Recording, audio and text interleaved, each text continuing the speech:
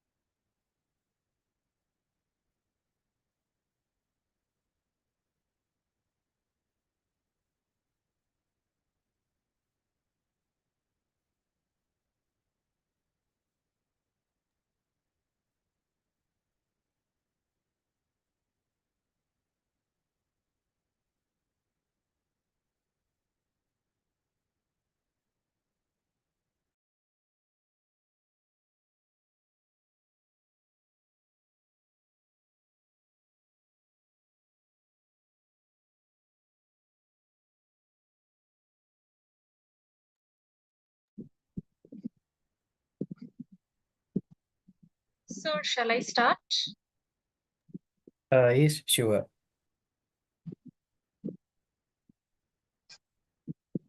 A very good morning to our respected guest speakers for today.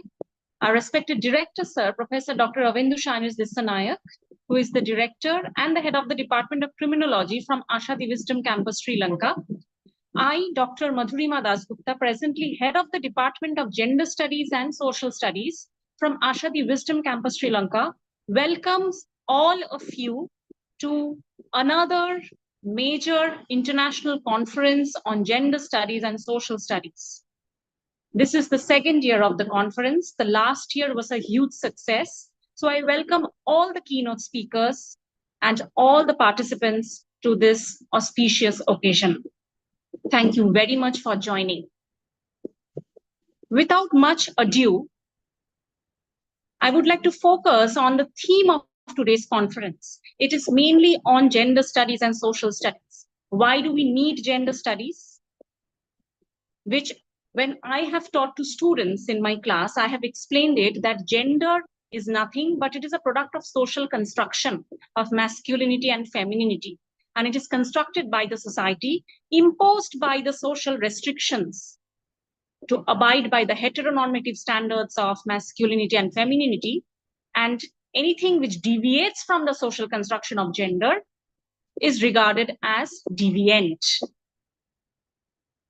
So today, to probe into the more details and in-depth understanding, this conference will provide a very meaningful insight and a critical understanding about how gender is deeply interrelated and interconnected, and it goes deep down into different sectors of the society, be it family, be it marriage, be it kingship, and different other institutions and associations as well.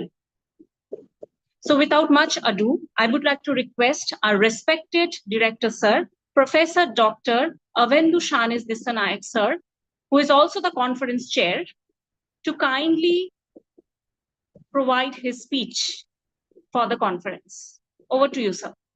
Yes, thank you very much, Professor Dr. Madhurima. And very good morning, esteemed guests, distinguished speakers, researchers, and colleagues. So, Aiboan, a very good morning to all of you. It is with great pride and honor that I welcome you to the second International Conference on Gender Studies and Social Studies 2025 ICGSS, organized by the Department of Gender Studies and Social Studies at Ashadi Wisdom Campus, Sri Lanka. Firstly, I would like to extend my deepest gratitude to each one of you for joining us today, whether from across the globe or closer to home. Your participation in this conference demonstrates a shared commitment to the crucial conversations surrounding gender, society, and the challenges we continue to face in addressing inequality and social justice with worldwide. So this conference serves as a platform for intersexual engagement and collaboration, where ideas from diverse perspectives coverage to deepen our understanding of gender dynamics in the evolving global context. We are gathered here today to explore the intersections between gender and society, as well as to share research experiences and solutions for addressing gender inequality and social injustice that persist in the different parts of the world. So, especially, I would like to talk about the importance of gender studies in today's world, today's modern society, right? So, gender studies in an interdisciplinary field that transcends traditional academic boundaries. It is not simply a discipline confined to these walls of universities, but a critical lens through which we examine, critique, and deconstruct societal norms and structures that perpetuate gender inequalities. So, in today's world, gender issues are not confined to any single region because they affect individuals and communities across cultures, continents, and societies. From the empowerment of women to the rights of LGBTQ plus communities, gender issues shapes political discourses, influence policymaking, and impact the day-to-day lives millions of people. So this conference therefore provides a valuable opportunity, in my opinion, to delve into these topics and contribute to the broader global conversation as well. So another is, through this platform, we aim to highlight complexities of gender identity, sexual orientation, social expectations, and the role of institutions in the either reinforcing or challenging gender-based discrimination. As we share our research and experiences let us remember that our collective efforts have the potential to create lasting challenge. Another main topic is challenges and opportunities in gender studies. We live in the time of profound social, political, and technological transformation. So the last few decades have seen remarkable progress in the fight of gender equality, yet the road ahead fraught with challenges. Women are marginalized. Gender continue to face barriers in education, the workplace, healthcare, and political representation. In many parts of the world, gender-based violence remains a daily reality for millions of people. At the same time, there is a hope. In recent years, we have witnessed moments like Me Too and global advocate for gender parity and inclusivity, which have created significant shifts in societal attitudes and policies. These moments reflect the power of collective action and highlight the importance of solidarity in advancing gender justice. The critical role of scholars, activists, policymakers, and citizens cannot be overstated. It is only by working together through research, education, and advocacy that we can truly advance gender equality and build societies that are just and equitable for all. Another last section is in my speech, today's first speech as a conference chair, the role of academia and research. As researchers and academics, we have a pivotal role in shaping the discourse around gender and social studies. The research presented at this conference over the next few days will undoubtedly provide new insights and fresh perspectives on these complex issues. The role of research in academia is not only advance knowledge, but to challenge conventional wisdom, question social structures, and provide evidence-based solutions to these kind of problems we encounter. As we engage in discussion, that kind of platforms, let us be mindful of the need of intersectionality in our research and practices. Gender cannot be understood in isolation. It is inextricably linked with race, class, culture, and many other social factors.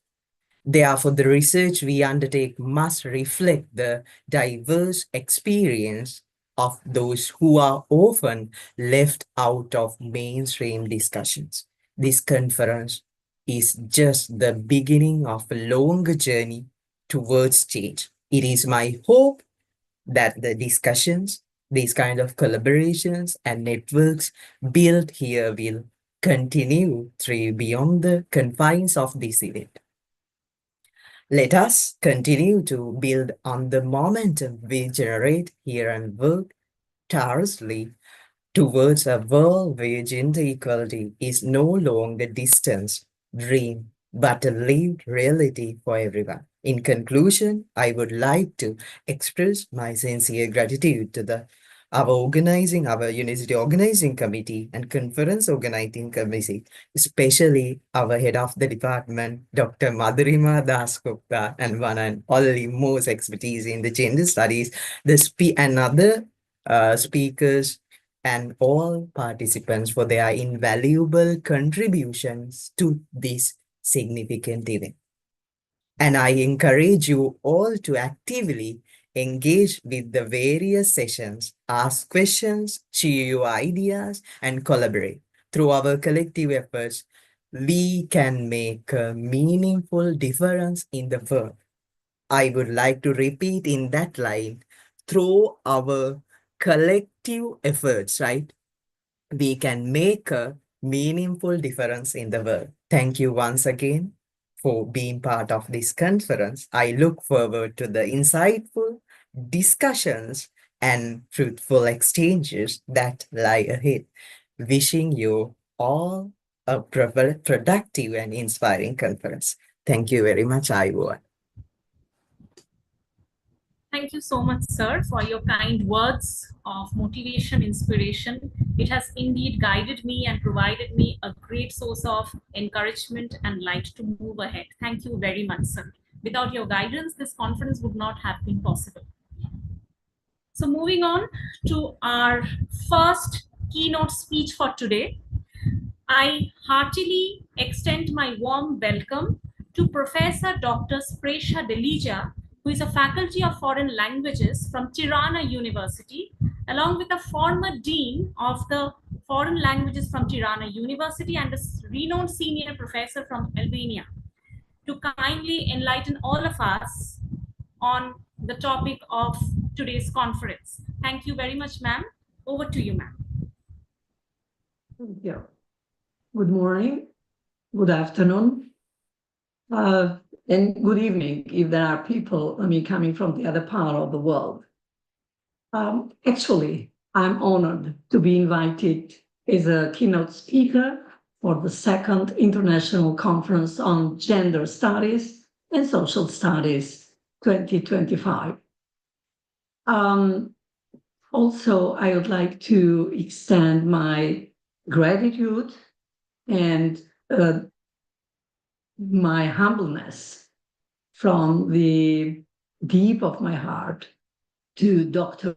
Avindu Shani, the conference chair, to everyone that is participating, but also who has done the best job to organize this very important meeting and conference. Now, let me just share the the PowerPoint and to give the opportunity to everyone. Okay.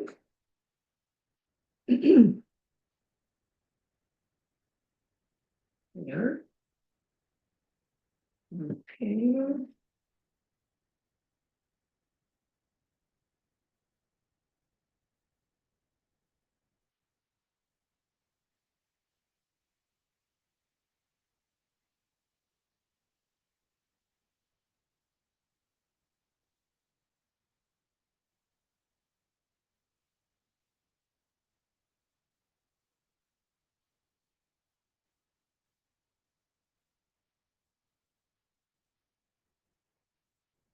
Just a second. Okay, good. Now I think it is done.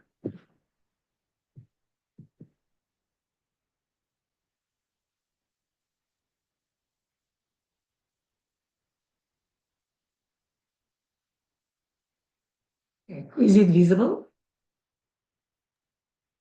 Yes, is it's visible, Professor. Yeah. Okay, thank you so much. Thank you. Okay, so as you see from the topic, from the theme of the conference, I would like to talk about masculinities and gender dynamics, which is dedicated to this talk is dedicated to the Second International Conference on Gender Studies and Social Studies, ICGSSS 2025, which is organized by the Department of Gender and Social Studies, Ashadi Wisdom Campus, Sri Lanka. And thank you for giving this opportunity to me to share my views on this very important issue. I'm going to talk about what is a man, what is a culture man, and what is a man of culture. What does it mean to act like a man? What does masculinity mean? And the dimension of the man in this millennium. Well, as you see from the picture, a man is an adult, male human. And before adulthood, a male human is referred to as a boy, might be a male child, or adolescent. This is taken from Wikipedia. Now, what is a man of culture? Now, if we describe someone as cultured, we should go, we should go and see the manners that he has. Are well educated and know a lot about the arts. He is a man of culture, but also with a wide circle of friends. A cultured man can be an educated and eclectic reader who watches well-written classic films and has a refined appreciation for art. So this is taken from the Cambridge University dictionary, English dictionary. Now, so a man of culture is a phrase often used to describe a person who is well informed and knowledgeable about various topics, particularly in arts, in literature, and in history. What does it mean to act like a man? Sometimes it is not considered and not given a good name to the person to act like a man. When someone says man, it often implies that the person is exhibiting traits or behaviors traditionally associated with masculinity. This man shows assertiveness, confidence, decisiveness, and emotional stoicism. Positive interpretation is another issue that embodies the phrase to act like a man. It might be intended as a compliment, suggesting that the person exhibits strengths or leadership qualities, good qualities. But also it bears a negative interpretation. So that the man is aggressive or insensitive, reinforcing stereotypes about masculinity. Cultural context is the other issue to be highlighted here. The meaning can vary significantly across different cultures and communities, reflecting societal norms and expectations regarding gender roles. But what are the dark sides of a man? According to Michel Guillieri, in his book, he very well signifies the dark sides and the dark sides of man.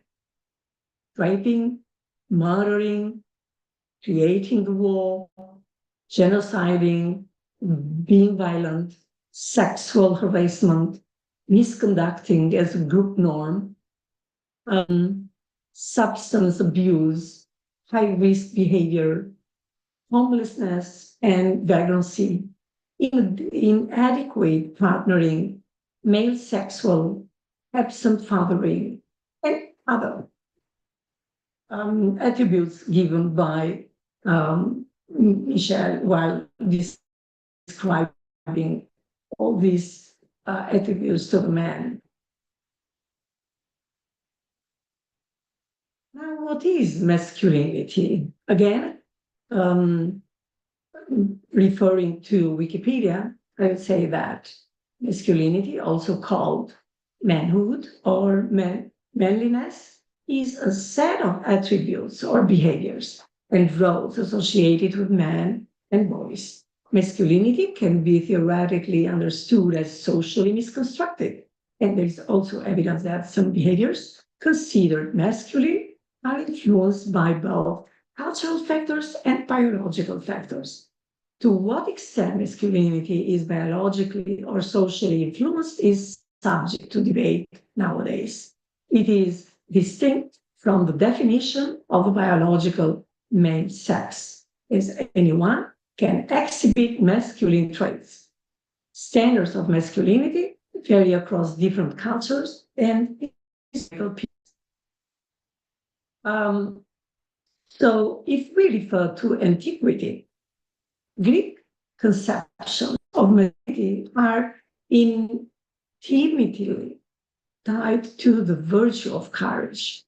Even in the sculptures, for example, when you go to Athens or to other places of Greece, you see the sculptures portraying the force and the courage of man. Greek viewed masculinity like men, considering women as homekeepers, loyal to their husbands and providers of solid male lines. They were not educated like men, who were permitted to study mathematics, philosophy, politics, literature, teaching, etc. Women's studies ended at marriageability, and the only continued education was music and dancing.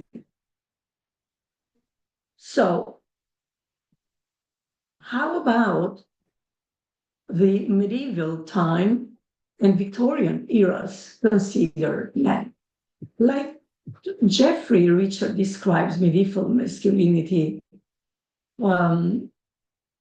as courage, respect for women of all classes, and generosity.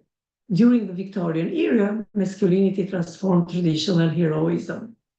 Bare knuckle boxing without gloves represented the manly art of the 19th century in the United States. As for the 20th century, we see that at the beginning of the 20th century, most families in the Western world considered of a father working outside the home as breadwinner and a mother as a working force at home, housekeeper, often working together to raise children and or take care of elderly family members.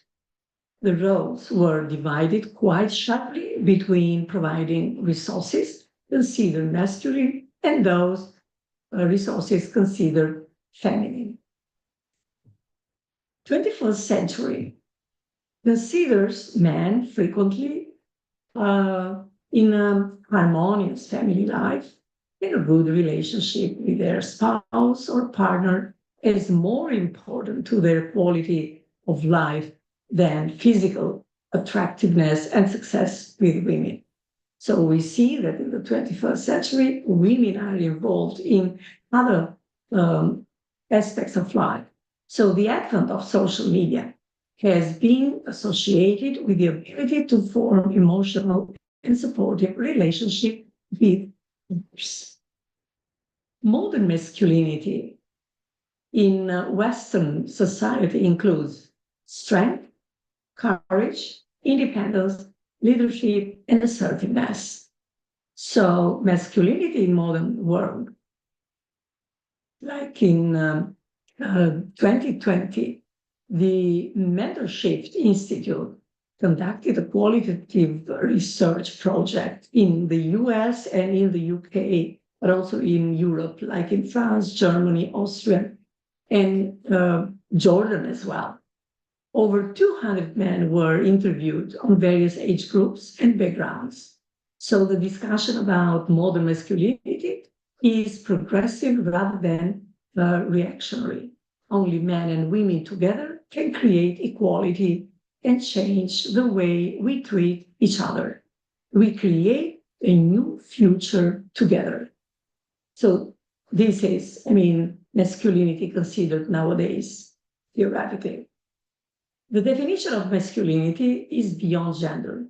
2/3 of our respondents believe that masculinity and femininity are beyond gender and should be defined of each individual.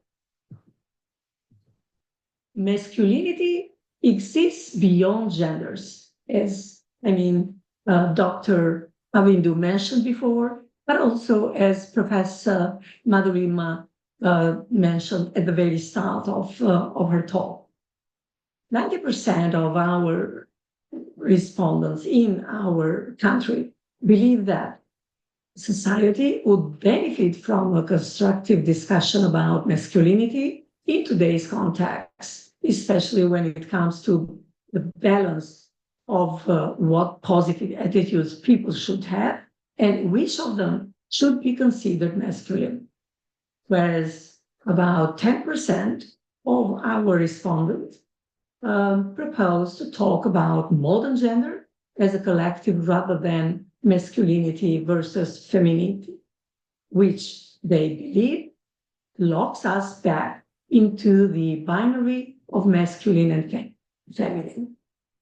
They acknowledge the neurobiological differences between male and female as biological sex, but they also believe that gender norms and the expression and experience of gender is also culturally rooted. And it can transfer generation to generation. So, modern version of masculinity is being a good father, brother, friend, and husband, having integrity and honor, caring deeply about others, showing real thoughtness based on equanimity and embracing challenges instead of a fake and performative masochismo than voice feelings and emotions. Pursuing meaningful work and showing up consistency, a path toward mastery and modeling a diverse array of career paths from elementary school, teacher to welder or other professions, being a protector of the weak and showcasing your physically incompetitive pursuit if you are so inclined, and doing so within the rules and ethics of those competitive pursuits. Reshaping gender roles are considered nowadays in the new millennium.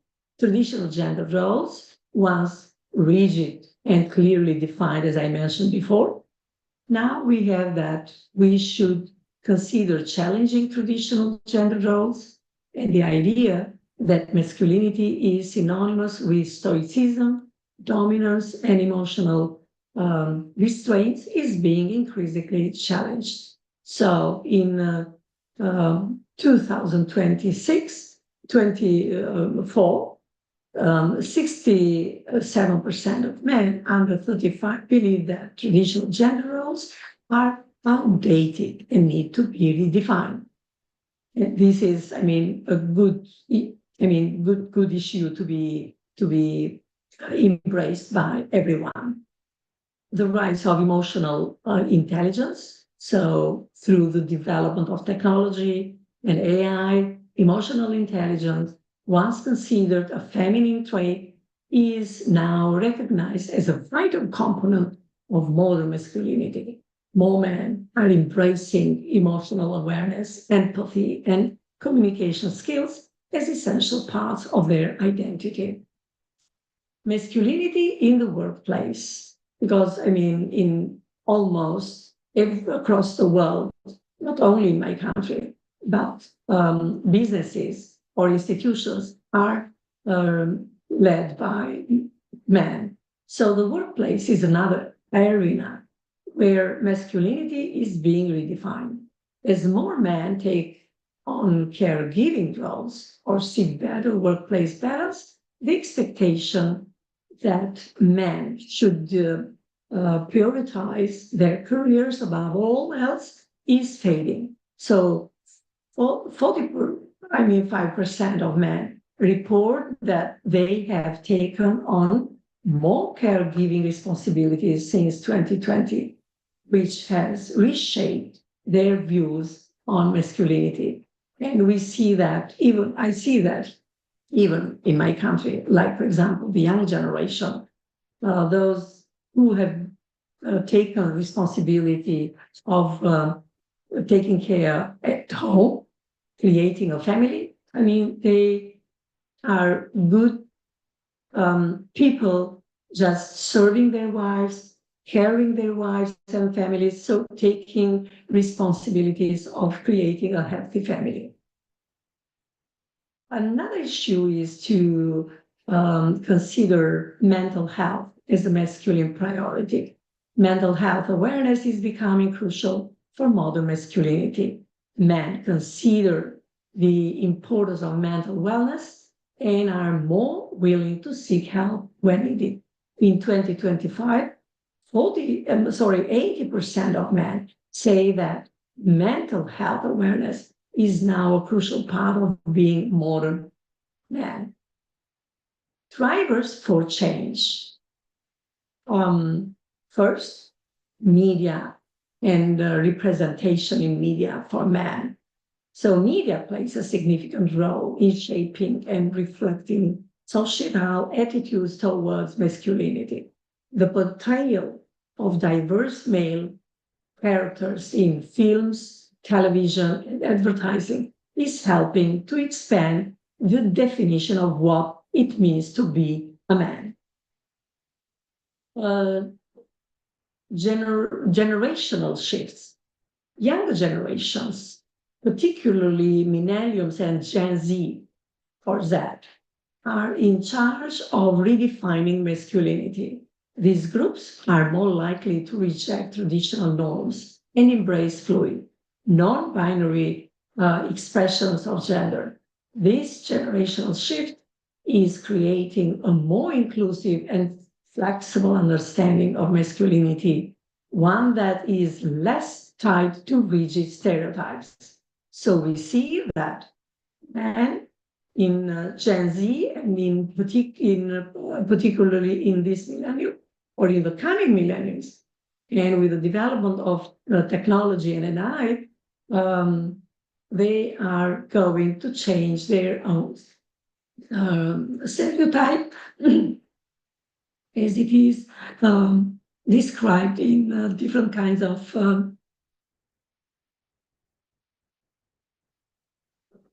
eras that I mentioned before. So, but also social movements advocate for gender equality, mental health awareness, and LGBTQ plus rights have also contributed to the changing landscape of masculinity. These movements challenge traditional power dynamics and encourage men to engage in conversations about identity, privilege, and vulnerability. Strategies to develop modern masculinity encourage open dialogue.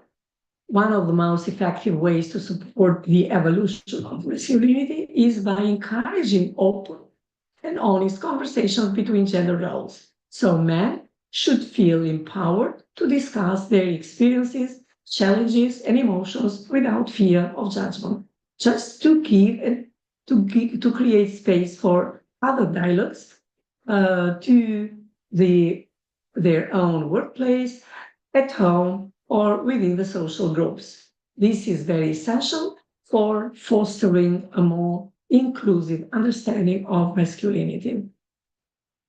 We should promote emotional intelligence so men can benefit greatly from developing their emotional intelligence. This includes practicing empathy, active listening, and effective communication.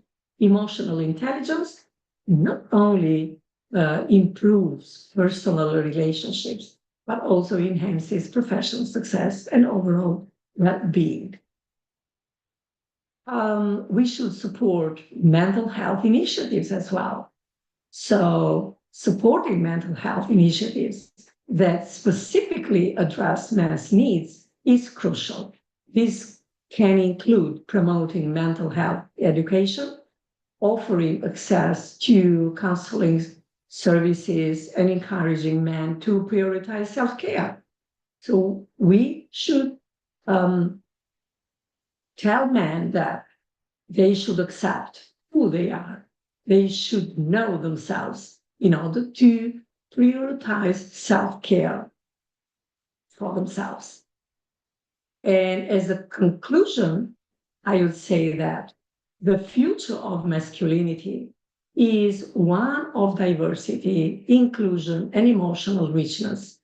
As traditional gender roles continue to evolve, men have the opportunity to redefine, to reshape what it means to be masculine in a way that aligns with their true selves by embracing emotional intelligence, prioritizing mental health, and challenging outdated norms. Men can lead more authentic, fulfilling lives.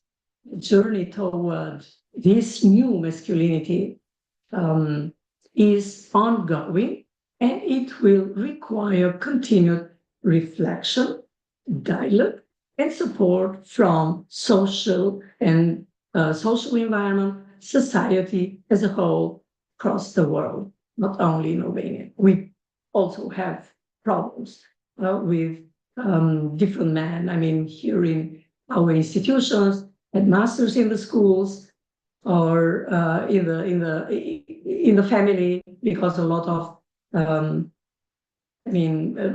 tragic things are happening in the families, especially in the rural areas. So, what Professor Madhurima just mentioned before. So, society helps a lot in changing man's mindset, but also media plays a crucial role in changing man's mindset in how to treat women, how to treat their feminine gender in the family, in the society, everywhere where they work and where they participate. So there are some references. So if there are any questions, you are willing to ask. And thank you so much for listening to me far away from Sri Lanka. Beautiful place to visit. So it's in my list to visit Sri Lanka one day. Thank you. Thank you. Thank you very much, Professor Dr. Delija, ma'am, for your such an enlightening speech, enlightening lecture. I could also relate a lot because my PhD was on masculinity, how masculinity is socially constructed among the high school boys of northern part of Kolkata. So I could relate to many of the aspects which was presented to all of us. Thank you very much. Now, I would like to request if any participants have any question, please write it in the chat box or you can unmute yourself.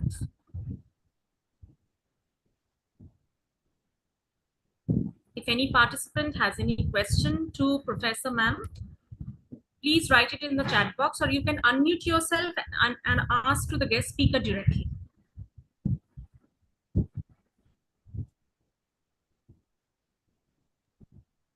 Also, all the participants, you can share your not only questions, you can share only your opinion, your experience, and anything based on Professor Delija's lecture.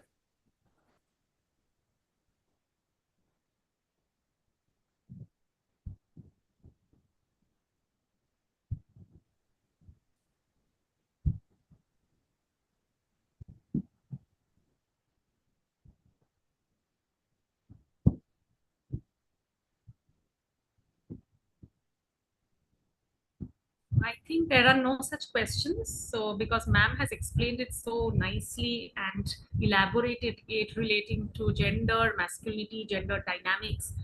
So, well articulated. My sincere gratitude to ma'am for enriching all of us on such a pertinent issue related to today's theme of the conference on gender studies and social studies. Thank you very much, ma'am. Thank you so sincere much. gratitude. Thank you so much. Thank you. Thank you. Thank you. So next, I would like to welcome our second keynote speaker for today, a very renowned professor, Dr. Ela Gaurian from Manipal Law School, Manipal Academy of Higher Education, India. She has taught various comparative and international legal courses in Ukraine, Russia, China, and India, and even an author of more than 90 research papers. So it is indeed an honor to welcome Professor Dr. Ela Gaurian to enlighten all of us on the topic underprivileged populations in the digital era, emerging challenges to human rights. Over to you, ma'am. Thank you, Professor Madhurima. Am I audible? Am I audible? Yes. ma'am, you are. Thank you. Thank you. I suppose you can see my PPT. So, first of all, a very good morning to everyone, to participants, and most of all to organizers of such an interesting and very inspiring event as the International Conference on Gender Studies and Social Studies. We can see that this event is very important, especially in our current political situation, when some representatives from the Western countries, they're trying to cancel and to eliminate the role of gender studies in societal development. So I acknowledge the efforts and the enthusiasm of all participants and organizers. And I want to say, I'm sorry, thank you to Professor Madhurima and to Dr.Avindu for such an opportunity to present my research here. And you're welcome to suggest your comments and to ask questions regarding the topic that I'm going to address today. So since this is my second year in India, I'm originally from Ukraine, from the East European country, and my experience in India is very interesting and inspiring. So I started the research how the digital era affects the societal challenges, societal development, how new cutting-edge technologies affect the society, affect the underprivileged populations, how they affect the social order and social peace. So as you know, the concept of, I'm so sorry, as you know, the concept of human rights protection was developed from the many hundreds years ago, and in 20th century it was formatted in several international human rights standards, and this development undergone several changes, and there are several generations of human rights. And so far we can see that the recent technological advancements, recent technological developments affect the human rights, affect in a way that we can see the new application of this concept, and moreover we can see the new human rights and human freedoms that emerge. For example, in the end of 20th century, when such technologies as IVF, as transplantation, as body modifications, they emerged and they gained the popularity, the generation of human rights as somatic human rights emerged, and many researchers, many governments decided to protect this kind of human rights, because these human rights emphasize individual autonomy over bodily choices. And the developments in biomedical technology led to ethical and legal challenges such as surrogacy, organ donation, euthanasia, and body modifications. As for now, the crazy rocketing development of the artificial intelligence and the IT international computer technologies resulted in the new generation of human rights, the IT cyberspace related human rights. And these developments in information technologies created the digital divide and sparked inequality and discrimination in society. Why so? Because we all know about the biasness of certain AI models and systems. We know that to use certain modern technologies, we need specific devices, equipment that sometimes costs a lot. And we know that in some areas, in some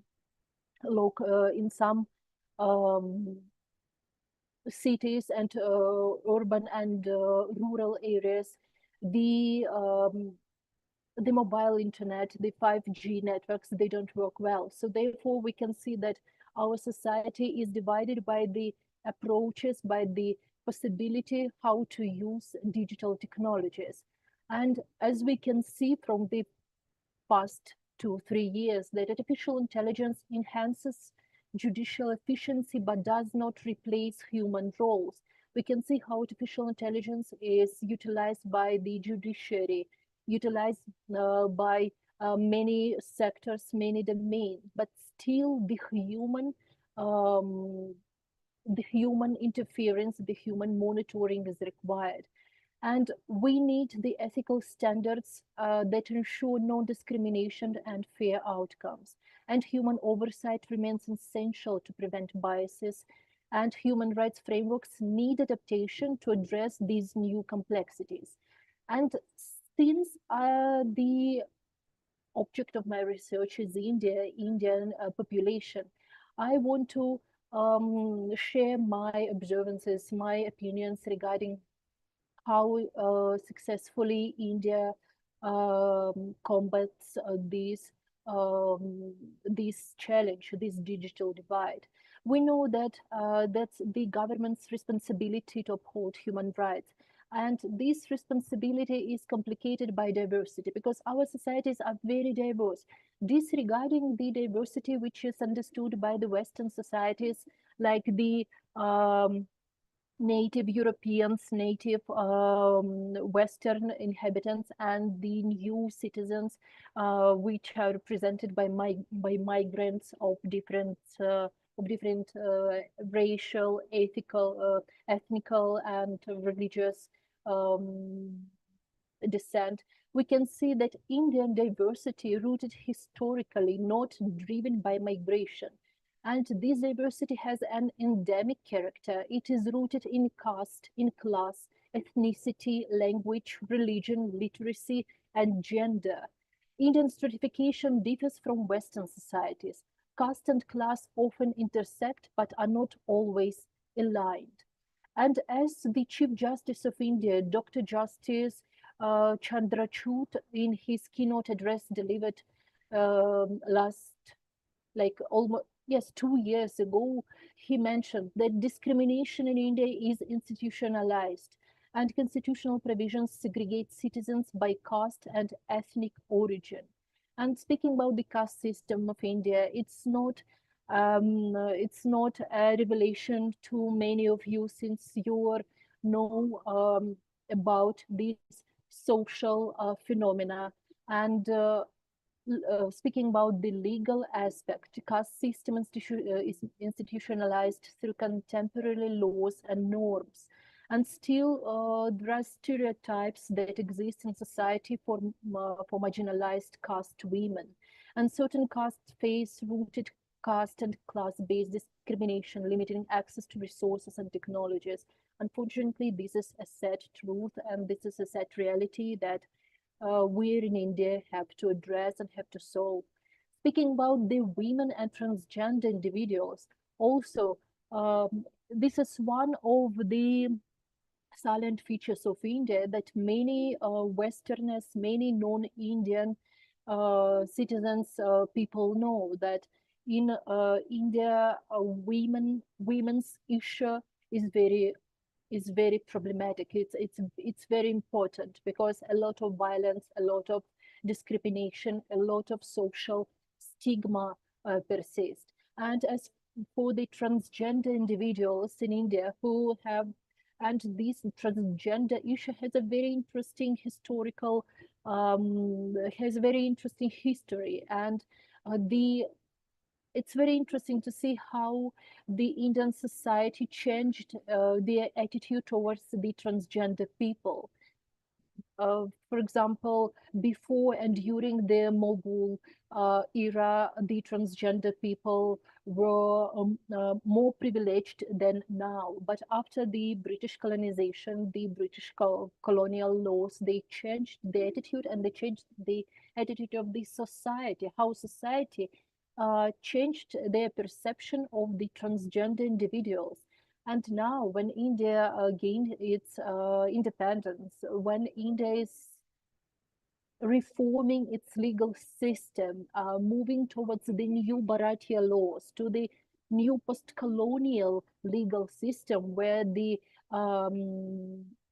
legal system will be developed not under the framework of the past colonial legal systems, but now India is developing the legal system which reflects the intricate and silent features of the Indian culture, Indian tradition. And we know that the traditional views and gender roles persist across educational level and regions. We know that transgender individuals, called hijras, they have gained legal recognition but still face societal stigma and discrimination. They still remain marginalized by society and authorities.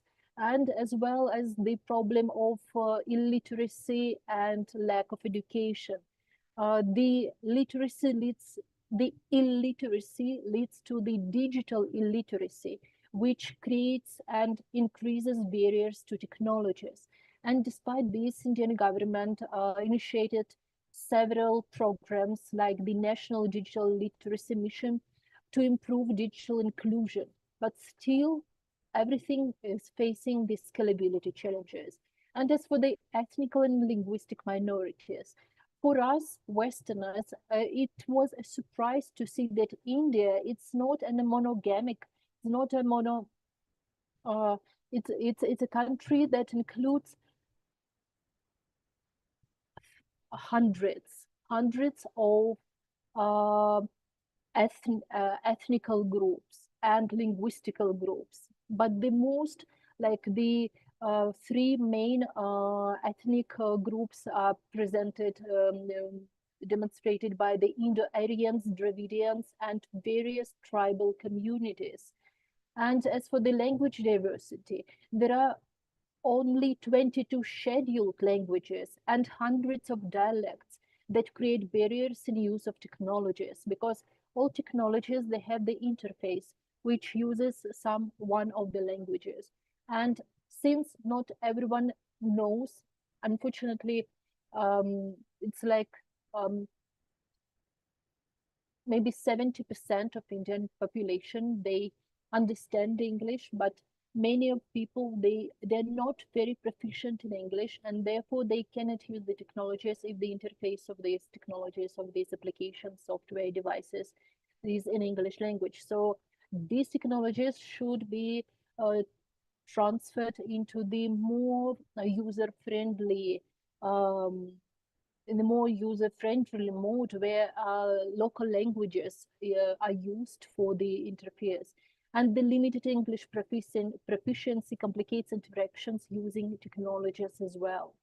So the problem of digital divide is, in India, stands for the less than 50%, namely 47% of the population lacks internet access, and mostly in rural areas.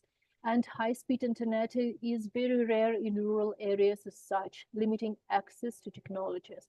And what are the challenges in the digital era? What are the challenges linked to the digital divide? Vulnerable groups that I mentioned, such as women, such as transgender individuals, such as people with very poor education, or illiterate people, or people from the rural area, they face compounded barriers due to systemic biases, low digital literacy, and limited access to digital tools.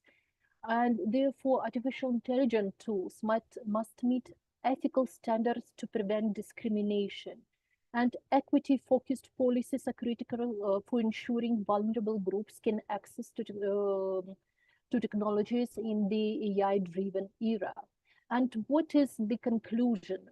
How can we solve this problem of our digital divide in society? Because since our society is divided into rich and poor, our society also is divided into different groups. They suffer from the digital divide. And therefore, I I suppose and I sure the technological advancement, including artificial intelligence, cannot independently solve social inequities. Persistent issues like poverty, discrimination, and illiteracy continue to limit access to technologies for vulnerable, marginalized groups. And the divide between those who can leverage AI and those who cannot increases social stratification. Therefore, public policy must balance technological innovation with social progress that will help to reduce wealth gaps and eradicate discrimination. And it will address literacy and digital literacy to empower marginalized communities. And the final conclusion that the human factor remains crucial. Achieving equity in access to technologies requires a comprehensive approach that integrates social, economical, and technological development. Thank you. If you have any questions, please do proceed.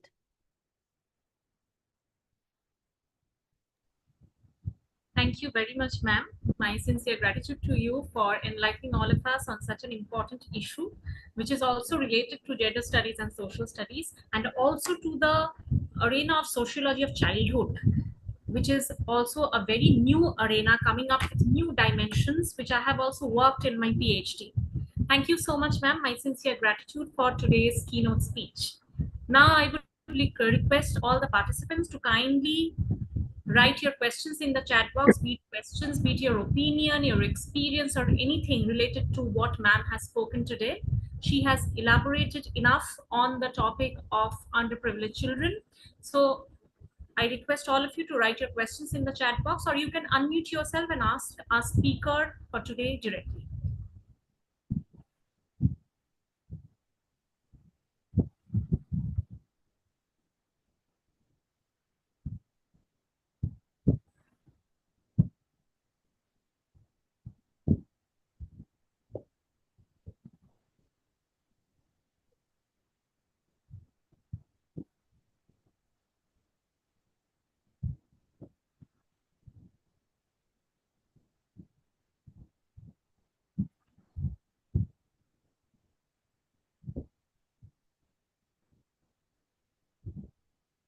I think there are no such questions because thank you very much, Jaguri ma'am. So ma'am has elaborated very nicely and in a very critical way. Thank you very much, ma'am, for taking out your valuable time and for delivering your keynote speech for today. Thank you. So I would like to move on to our third keynote speaker for today, Dr. Rahul Singh. I extend my sincere and my warm welcome to Dr. Rahul Singh, who is an assistant professor in the Department of Sociology, St. Xavier's College, who is a very renowned private institution from Kolkata, Bardhaman.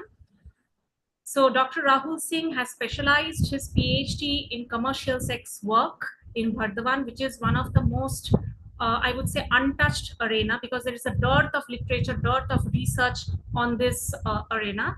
So I would like to welcome Dr. Rahul Singh to enlighten all of us today pertaining to the theme of the conference. Over to you, sir. Thank you, ma'am. Ma'am, am I audible? Yes, you are. Thank you. Thank you, ma'am. Thank you, sir. And since it's Holi going on in our country, so happy Holi to everyone. Okay, that joined us. And I can easily see like every one of us are looking so vibrant. It's totally good. So it's truly an honor to be here. Thank you, sir. Thank you, ma'am, and giving me the opportunity to be a keynote speaker for this important seminar. I need to start thanking the organizers. Okay, I can see like I've been here from the very first session. I can see how sir and ma'am has been conducting it. Like every minute details they are been noticing, and they are been talking about all those things. It's really wonderful. So your presence shows like how we are moving towards a more understanding society, inclusive, and even to a equal world. Even just now I was hearing Ella ma'am. So how um, detailed studies he has done, I was just noticing it. Out of how much percentage of the people are there in India who are been accessible to speak English. At the same time, how women perspective are been changing. Thank you, ma'am. Even I was listening to that very carefully. So now let's talk about gender. To start with, there is a very big confusion going on in our country regarding the aspect of gender.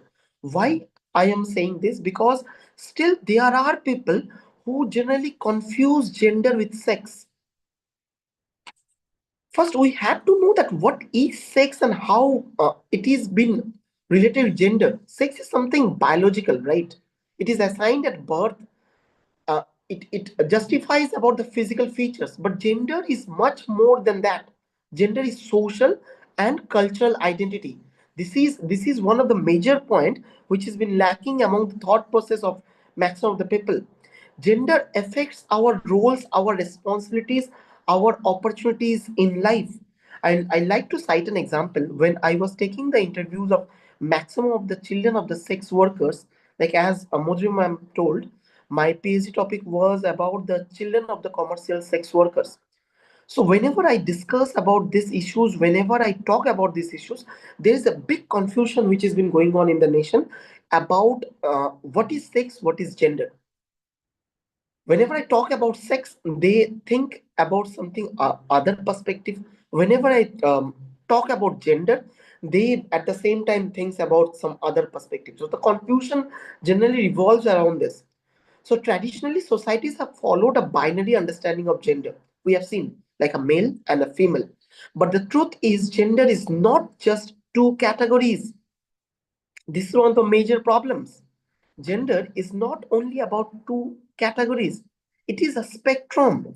There are people identified as transgender, non binary, gender fluid, and many other identities. But what is the problem now, which is going on in the societies? Whenever we say about gender, people only think, oh, male society, oh, okay, female. But they generally ignore this perspective of transgender, where we can see like people from different transgender communities, they are coming, they are performing so well. And to be very honest, it's been ignored in different countries, also in India also it's been ignored. Unfortunately, gender often comes with a reason for discrimination and inequality.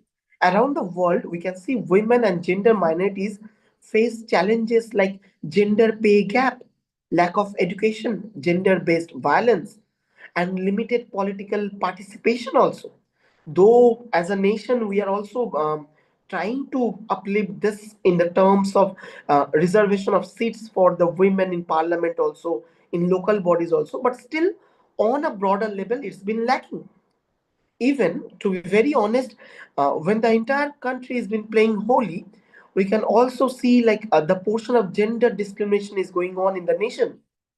There are women who generally who don't want to play holy, but at the same time there are some male dominated societies who in the course of playing holy, they are discriminating the women. This is also a very practical issues which have been highlighted.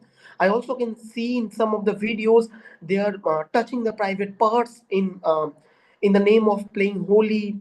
um, and they are discriminating it. So, despite progress, which ma'am was also telling, despite progress, I think we still have a long way to go. But there is a hope. As we all know that hope is the main thing through which we can proceed everyday life. Gender studies as a whole in the field help us to understand these inequalities. Even in our classroom, whenever we discuss about gender inequalities, we hardly see students proceeding to practical studies. They are always being concentrated on the um, book material, like on the theoretical aspects.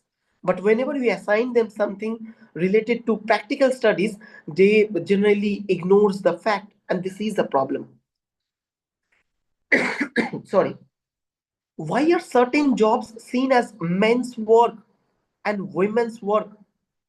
Why are leadership roles often been given to men? Why do women even today face barriers in education and unemployment? Even this part of gender studies we generally face from the very beginning, from our childhood. Even in our birthdays, we can see if we are going for a birthday, it has been related to any boy, we give him car, gun, like this. And if it is related to um, any girl child, we give him Barbie dolls, okay, and something related to women centric. So this is the very problematic era which we starts from the very beginning. So through gender studies we learn about feminism, which is not just about women rights but about the equality for all genders. And here also comes a confusion. I think 90% of the people don't know about the meaning of feminism. They literally ignores all the other aspects, and they think that feminism means giving all the rights, everything to women. But this is not the case. It's about equality. Feminism stands for equal pay, equal respect, equal opportunities. It challenges patriarchy, the system that puts men above all and limits everyone's potentiality, including men themselves. So let's not forget about the fact intersectionality. This means that gender does not exist alone. I repeat, gender does not exist alone. Whenever we are discussing about patriarchy, I hardly doubt if we have to create a society filled with all the men, will we be able to survive a single day? The answer is no. It intersects with race, class, religion, caste, disability, everything. For example, like a woman who belongs to a minority group may face double discrimination because of her gender and her community. Gender studies helps us to look about all the matters in a particular way. But since I'm discussing about all the aspects, I should also discuss about some of the positive aspects which my state, West Bengal, or which our country, India, is also like trying to change. We can see here in West Bengal there is a small railway station where all the 30 employees are women. We can see how the Indian government is coming up with women Premier League. Like we all know that IPL is a massive tournament in India where different players from different nations they come and represent. And at the verge of that particular um, tournament, we have also started WPL, Women Premier League. So it's not like that we will be always criticizing. There are people, there are cricket boards, there are nations, they are also coming up. Even to be very honest, last day only I was reading an article where the Taliban government in Afghanistan, they are also thinking of bringing like a women team, which is a very positive mode, I think, which is a very positive step from the Afghanistan government. They are supporting the women cricket. So now you may wonder, what does all affect us? The truth is, gender inequality affects everyone. I repeat, affects everyone. When women and gender minorities are held back, societies lose out the talent. Societies lose out the talent, the creativity, the leadership. Studies show that countries and companies with gender diversity perform better. Gender equality is not just a women issue, it's a human issue. It's not about celebrating a particular day as Women's Day. We are giving posts, we are making posters, we are sending gifts on Women's Day, but at the very next day, we think everything are been always been concentrated on the patriarchy society. That should not be a case.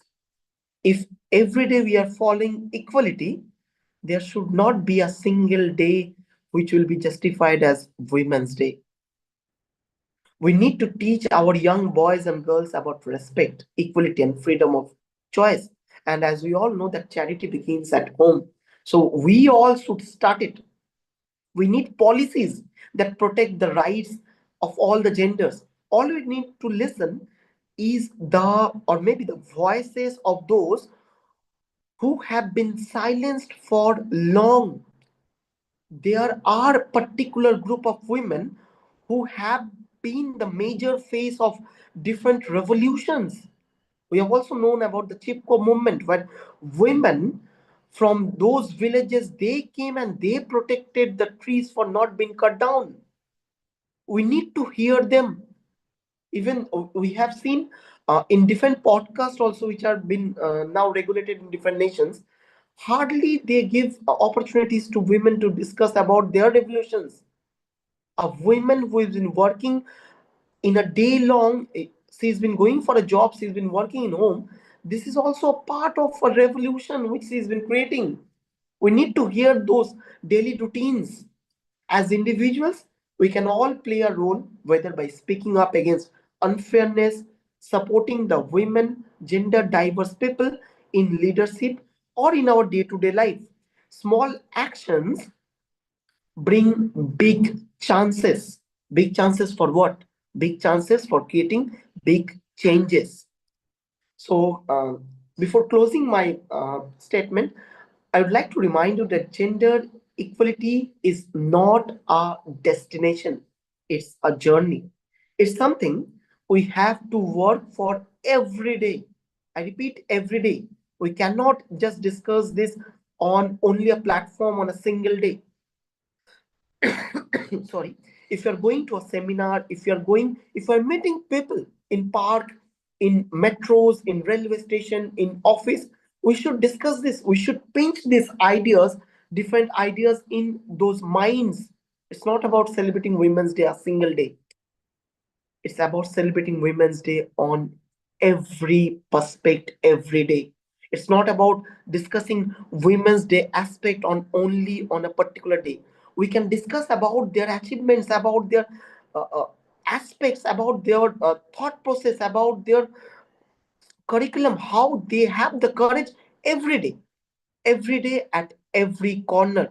Because we all know that the world is a stage and we all are the performers. Thank you. Thank you, everyone, for listening to me.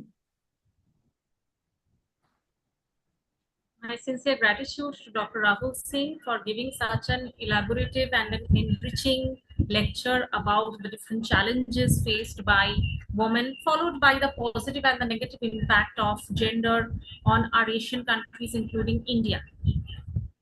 Thank you very much, sir. Now, I would like to request the participants, if they have any question, to kindly write in the chat box, or any opinions or experience or anything they want to share with the guest speaker, or you can unmute yourself and ask the speaker directly.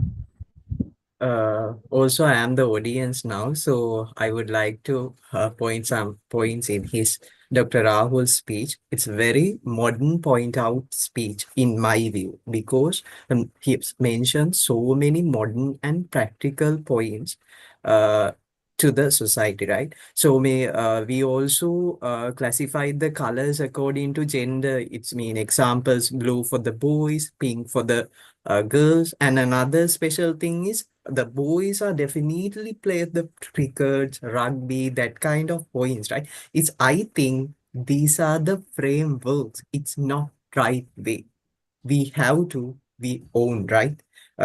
Thank you very much, Dr. Rahul. It's a very amazing and patriarchal keynote speech, I think, in my way, right? Thank you very much again.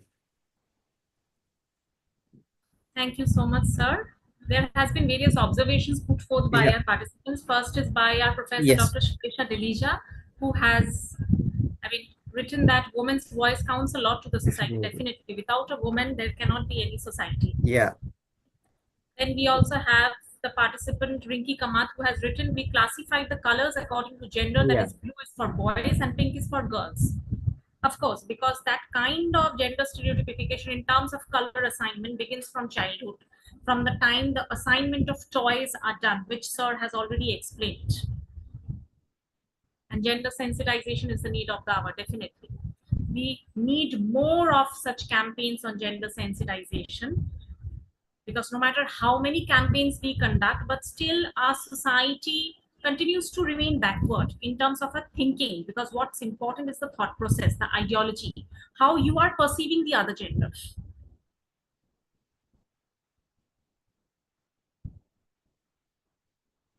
So thank you very much, sir, for taking out your valuable time and enlightening all of us on such a pertinent issue.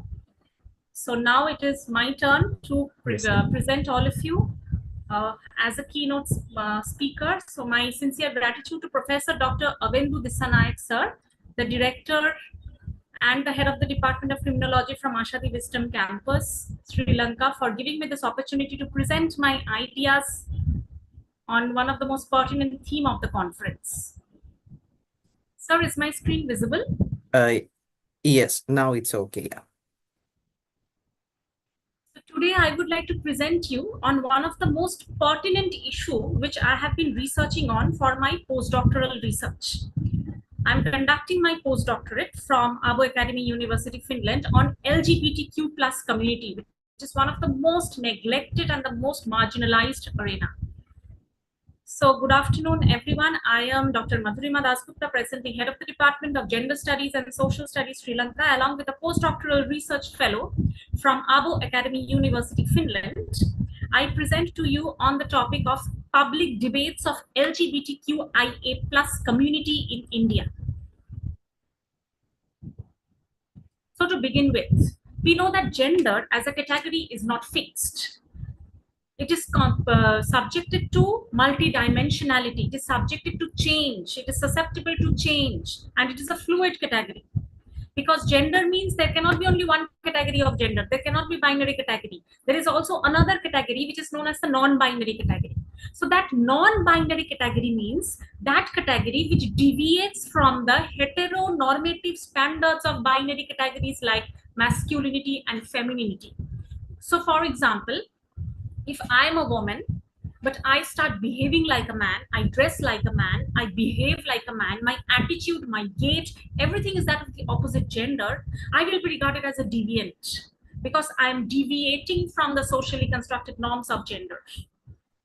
So non-binary category includes LGBTQIA plus community.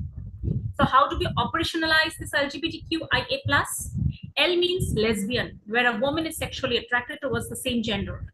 G means gay, a man sexually attracted towards the same gender.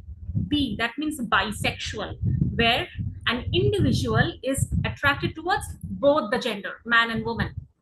T means transgender. Now this transgender is a very ambiguous term. Transgender can also be categorized as transsexual as well. So who exactly is the transgender? Transgender means an individual born with a particular sex but conforms to the opposite gender. The example which I already gave. So if I'm a woman, if I'm behaving like a man, I'm dressing like a man, I am walking like a man, interacting like a man, my attitude, experience, everything is that of the opposite gender. So that means I'm a transgender. However, there is a fine line of difference between transgender and transsexual. Transgender means those individuals who do not always undergo medical treatment to change their gender. But on the other hand, transsexual means those individuals who undergoes the medical treatment, be it hormone therapy, which is most important. Nowadays, that surgery is known as gender affirmative surgery. Earlier, it used to be known as sex reassignment surgery. Now it is known as gender affirmative surgery. You're affirming the gender which you are being converted to through medical intervention. So herein lies a fine line of difference between transgender and transsexual. Even hijras also come under transgender. Next, coming to Q, queer. Queer is an umbrella term. You know what is an umbrella? When we open an umbrella, it covers our entire body to protect us from rain and heat. So queer is an umbrella term which includes the LGBT categories, lesbian, gay, bisexual, and the transgender. This is followed by I, that is intersex. Intersex means a person who is born with a reproductive or sexual anatomy which does not fit with the typical male or female anatomy. There are also people who belong to this intersex category. Then you have A, that is asexual. That means an individual who is not sexually attracted towards any gender. This is followed by the plus sign.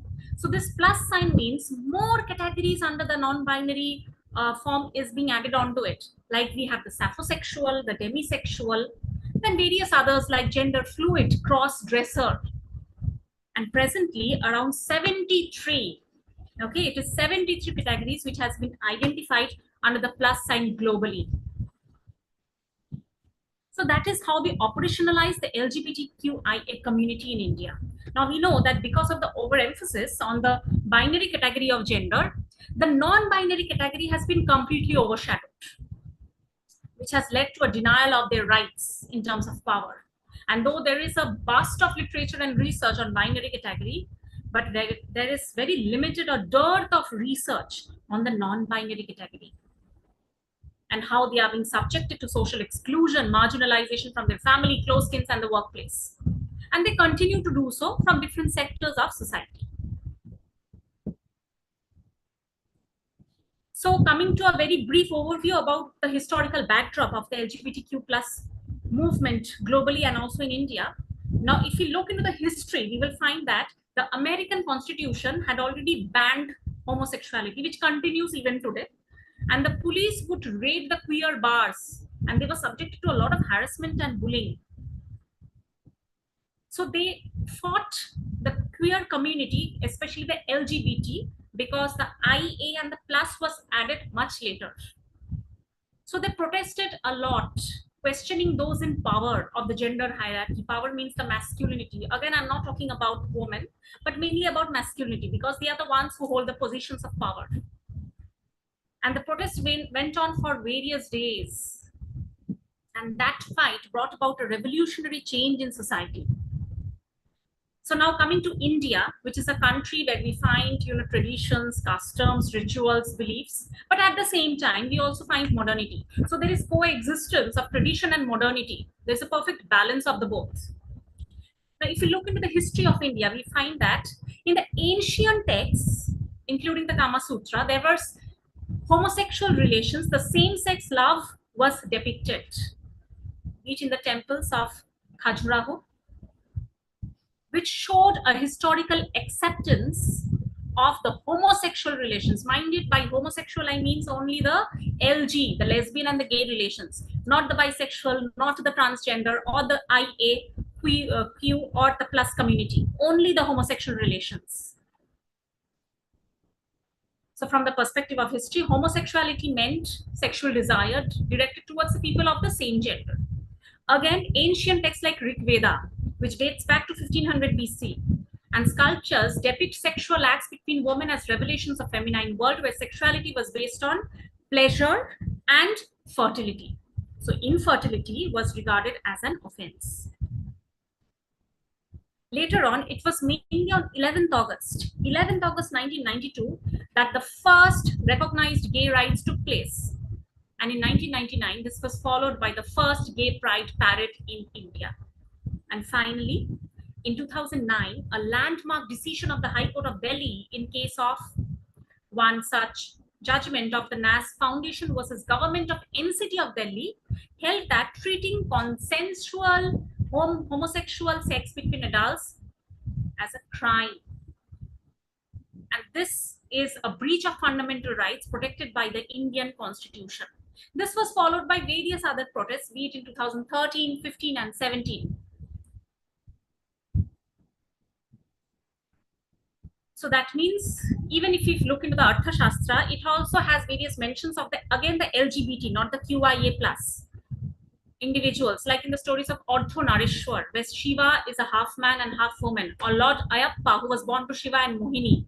These indicate the subtle approach that Hinduism adopts towards the matters of gender. So after a lot of protests, it was mainly in 2018 when the Indian Supreme Court, which is the apex court of India, in a landmark judgment, decriminalized Section 377. Previously, this Section 377 regarded homosexual relations as a criminal offense. But in 2018, the landmark judgment by the Supreme Court decriminalized Section 377, declaring that homosexual relations can be now legally and socially accepted in India. So this was mainly about the historical backdrop. So coming to the major pertinent issue of today's lecture, that is public debates regarding LGBTQ plus community in India. So a lot of debates took place. be it the legal debates, the media debates. First, I will focus on the legal debates. So that means when IPC, that is the Indian Penal Code, was drafted in the year 1860, long back, before the colonial rule, Section 377 was incorporated, and it regarded homosexual relations as a criminal offense. So the efforts by the government to retain this section, which regarded homosexuality as a crime, it was a product of colonial rule, which is embedded with the archaic notion of unnatural offenses. And one of the best example was Kama Sutra, written during the first millennium by Vatsayana, who devoted its chapter to homosexual relationship between the gays.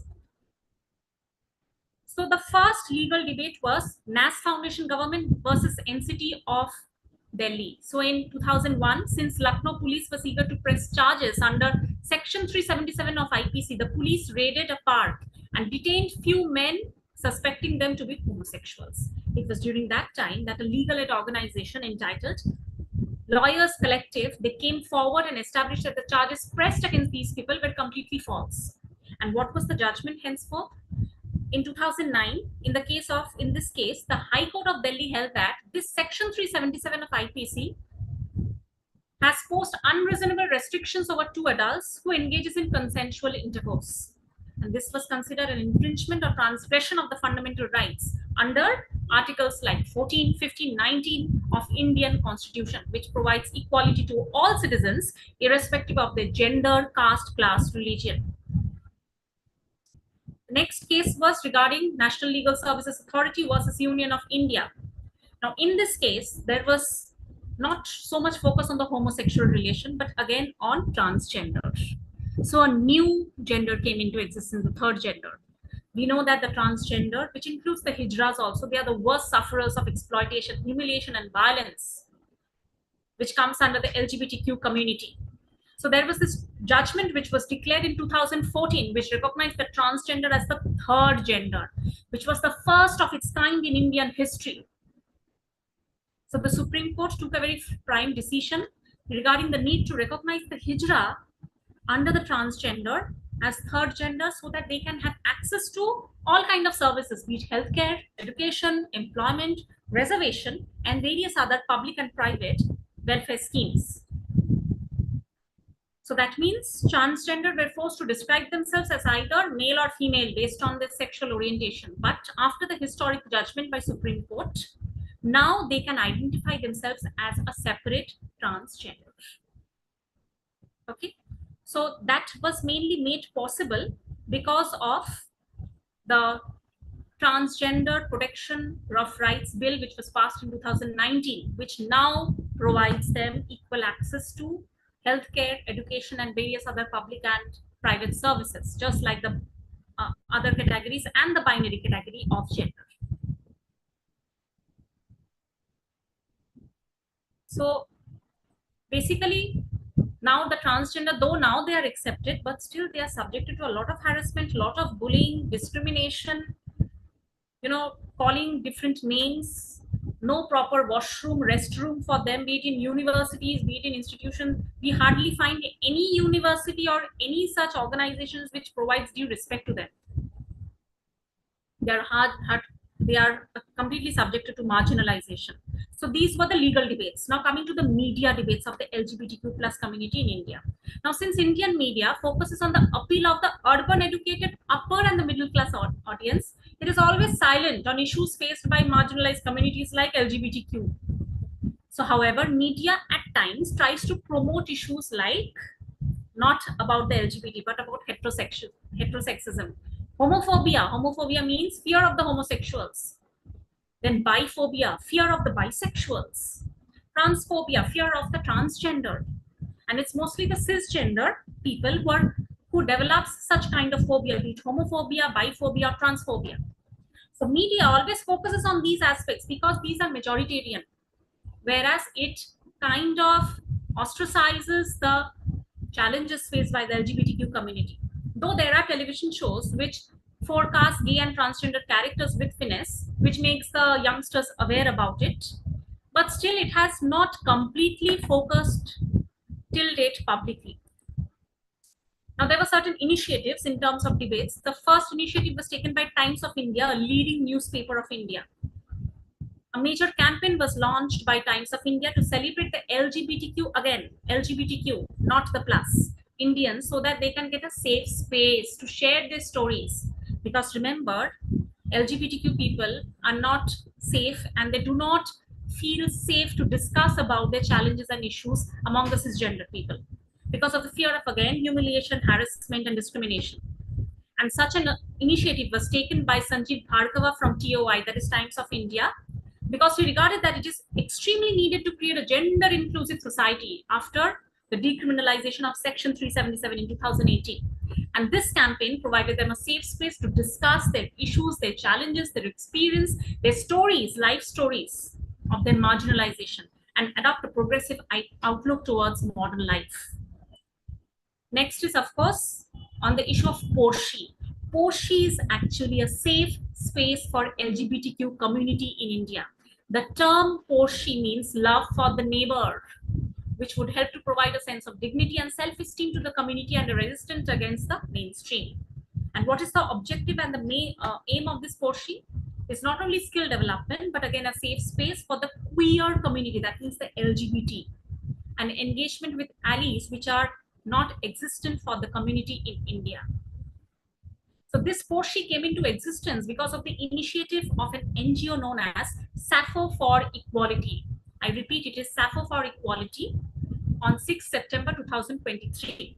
So it was mainly 2 years before, mainly to discuss about the challenges along with the forms of violence faced by the community, because not only women are subjected to violence, even the LGBTQ community is subjected to violence.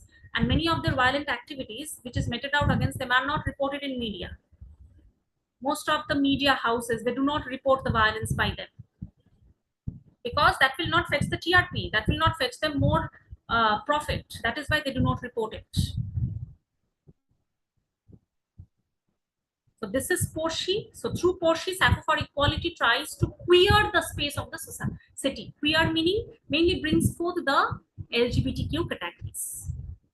However, it was really unfortunate to say that I think in the last month there was an attack by the cisgender people against the queer community in southern part of Kolkata, but no such legal action was taken. So that is why Porshi is regarded as a safe haven, so that they can assemble together from the non-binary category and discuss and meet and met out the issues and then eventually come up with any such solution. Next, there was the impact of Indian media on portrayal and misrepresentation of queer characters. Remember, queer characters has been subjected to a lot of ridicule, social humiliation. Indian media industry mostly portrayed the community as very promiscuous and weak and submissive, which affects their identity very badly. So it creates a negative stereotypes about the community as well. And such misrepresentation reinforces gender stereotypes and even trivializes the struggle faced by the queer community. So this was mainly about the media debates. Now coming to how the LGBTQ community is represented in different religions. So we know that the majority religion in India is Hinduism, because it is regarded as the oldest religion. Now, since my research is on my postdoctoral research is on LGBTQ, so I personally went and interviewed one of the Hindu monk from Ramakrishna Mission, Golpat, Kolkata, Swami Vedarishtananda, who said that there is no mention about LGBTQ community in the Hindu text or Shastras or manuscripts. There is nowhere mention about the rights of LGBTQ in the Vedanta. So about the rights and the behavior of the LGBTQ, it is completely up to the discretion of the community. Nobody interferes into it. Even the renowned philosopher Swami Vivekananda does not mention anyone in terms of their gender identity, but mainly mentions based on their character and educational credentials and whether they are good human beings or not. And if you look into Islam, which is the religion of the Muslims, there also there is no such mention about homosexuality, because Islam regards homosexuality as a criminal offense. Homosexuality is highly prohibited. And if you look into the other religions also, be it Christianity, Jainism, Buddhism, Sikhism, homosexuality or LGBTQ relations are not accepted anywhere properly. They're not given due recognition. So that is why this community was subjected to a lot of debates and a lot of challenges based on their experience. So there is no such mention about the community and its impact in a movement known as the Tabligh Jamaat movement of Islam, because this movement was an orthodox movement which does not cover the issues of gender diversity. They do not believe in gender diversity. Even the holy book of Islam, that is the Quran, does not address the issue of homosexuality, which I already mentioned. So this is not only in case of Islam, but also in case of other religions of India. So that means this is mainly about the debate. So I can conclude by saying that though the landmark judgment of 2018 court ruling, it brought about a major change, pioneering change and a milestone in the community, yet the community has not still achieved equality. Because many cisgender people, that means the heterosexuals, they do not treat them equally. So LGBTQ rights need to be recognized as human rights, most importantly, because non-recognition of same-sex marriage, along with not allowing of any kind of alternative forms of motherhood like adoption, not giving them access to schools, colleges, and workplace, very important. Even in today's society, many LGBTQ people, they are not given access to study properly in schools. Even if they are given access, or maybe they join the schools because of bullying, because of queer phobia, they drop out from the schools or they become truants. Okay, so this is also followed by articles 14, 15, 21, which prohibits the discrimination based on sexual orientation in army, navy, and air force. So they are subjected to extreme discrimination in all spheres of society. It starts from their family. They are ostracized by their family members. Then when they step into schools, they are ostracized by their peers and even their teachers, by the school authorities. When they step into college and workplace, especially workplace, they are not given proper recognition. Though now there are legal provisions for them, where the Calcutta High Court has given 1% preservation, but still this is very less. It's high time that everyone needs to think about the inclusion of the non-binary category to make it a gender inclusive and a gender diverse society. So with this, I would like to end my keynote speech for today. Thank you very much, Professor Dr. Avindu Dissanayake sir, for giving me this opportunity to deliver this presentation, which is a part of my research. Thank you, sir. Yes, thank you very much, Dr. Madhurima Dasgupta, for your insightful presentations based on our second International Conference on Gender Studies and Social Studies 2025. It is truly immense, it's because it's truly amazing presentation as well. Thank you very much. Also, it's very, very patriarchal for the modern society as well. So, thank you very much again. Thank you so much, sir. Now I would like to request our director, sir, to kindly deliver the vote of thanks to all the keynote speakers for today. Over to you, sir. Yes, thank you very much. Esteemed guests, distinguished speakers, and valued participants. So, on behalf of Ashadi Wisdom Campus, I would like to extend my heartfelt gratitude to each one of you for your participation in the Second International Conference on Gender Studies and Social Studies 2025. It has truly been a privilege to have such a distinguished group of scholars, researchers, and that kind of interested participants join us from various concerns of the globe. Your valuable contributions, thought-provoking presentations, and engaging that kind of discussions have greatly enriched this conference.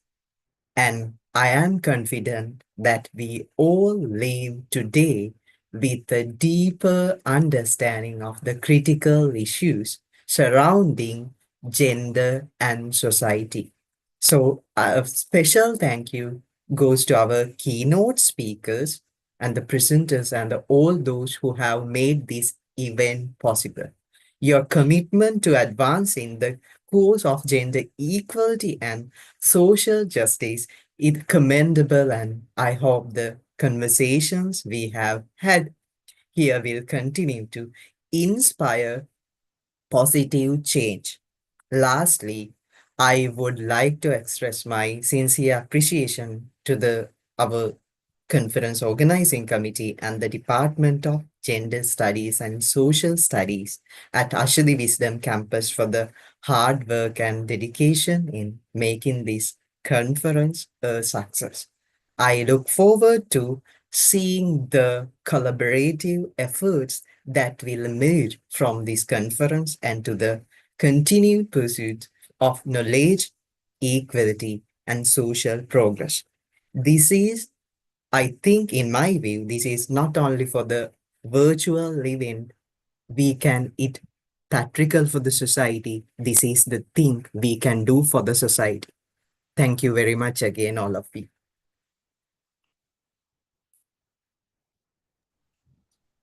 Thank you so much, sir. Without, as I always say, you're one of the most important and significant figure for the department and also for the campus in Sri Lanka. Without your guidance, your support, your help, this conference can never be a success. So thank you very much, sir, and thanks to all the keynote speakers for your enlightening session. Now I would like to request all the participants to kindly switch on your video so that we can take a short snap of all of you. Participants are requested to kindly switch on your video.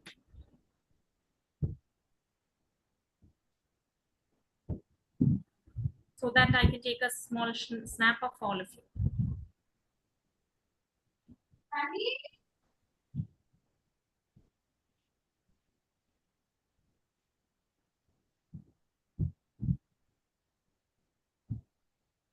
Kindly, I would like to request from all of the participants around Sri Lanka and around the world, please switch on your videos for that uh, great occasion. Yes, please wait.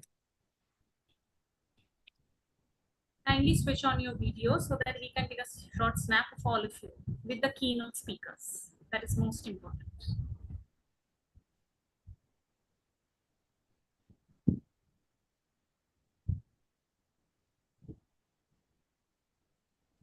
I don't know. I'm having some problem like Okay, sir. Dr. Rahul, please now check. You can switch on the video. Right. Okay. Please wait. Now's the time.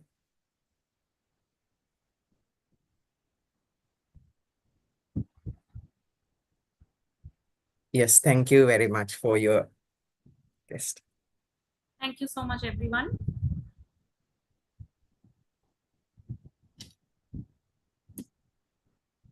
Participants are requested to kindly fill up the Google form which has been shared in the chat box for your feedback regarding this session. Yes. Also, I would like to request from all the participants, please fill up your today's experience. How is that? It's very, very important to all of you, I think. All the participants kindly fill up the form for your experience and your feedback for today's session.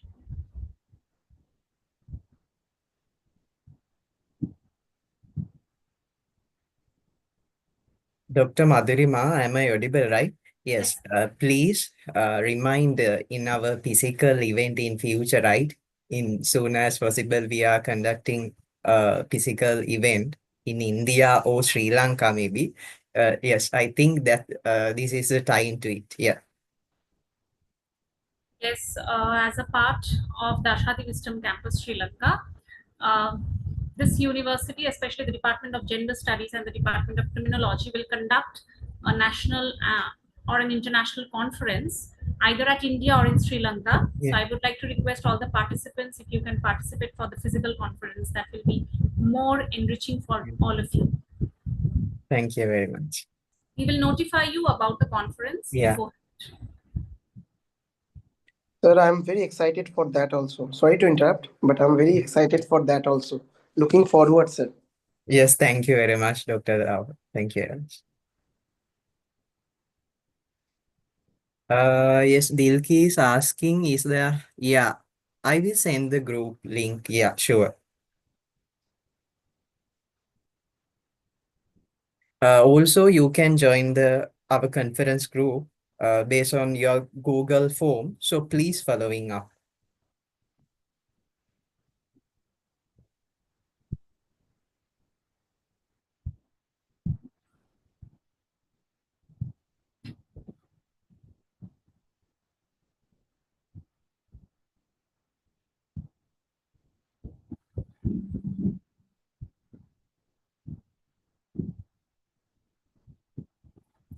Okay, so I think all of you have submitted the Google form.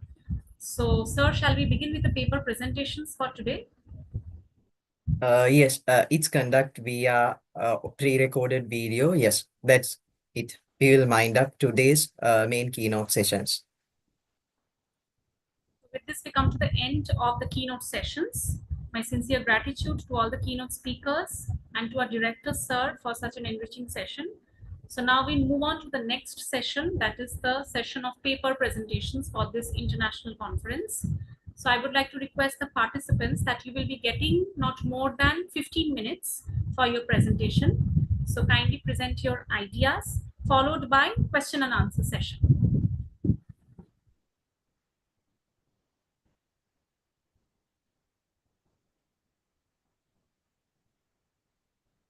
So the first participant, the paper presented for today is Ms. Jagori Mukherjee. Are you there? Or will you present it later? I think I'll present it after some time. Okay, no issues. Right. Dr. Because- Madhurima, I will send the reschedule, right? No issues. Okay. We'll conduct today's session. Thank you very much, all the participants. Thank you very much.